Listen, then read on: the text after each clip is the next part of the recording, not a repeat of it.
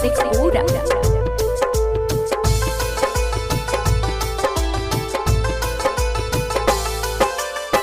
पटना के पायल दे बौना बादा के नाथिया गे, एक बार मन ले छौड़ी हमर बतिया आगे छौड़ी बन जो तू हमर लभर आगे छौड़ी कि न दे बौगाला के हार उठबा मिलाली दे बौआखी के काजरा लागे औरी हम देबौ छौड़ी 16 हो सिंगारा आगे छौड़ी बन जो तू हमर लभर आगे छौड़ी कि न देबौ गाला के हार।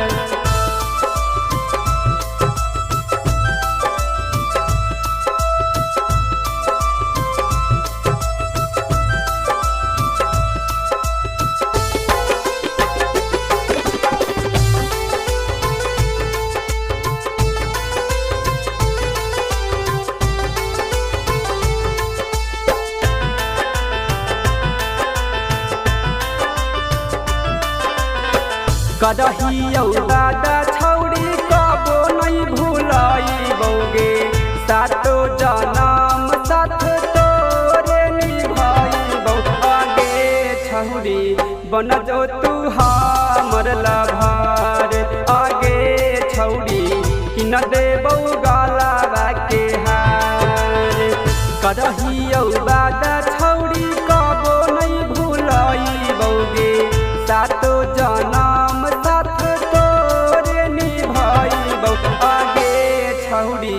बन जो तू हमर लभर आगे छौड़ी कि न देबौ गाला के हार।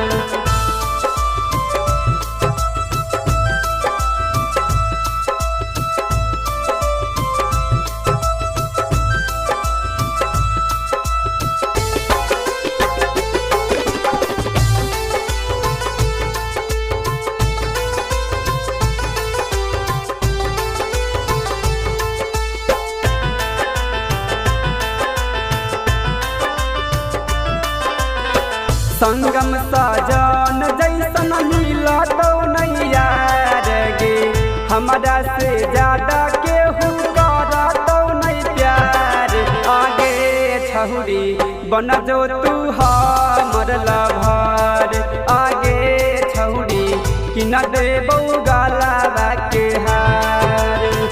संगम साजन जैसन मिला तो नहीं यार गे, हमरा से ज्यादा केहू करा तो नहीं प्यार आगे छौड़ी बन जो तू हमर लभर आगे छौड़ी कि न देबौ गाला के हार। Presented by Maghi Films।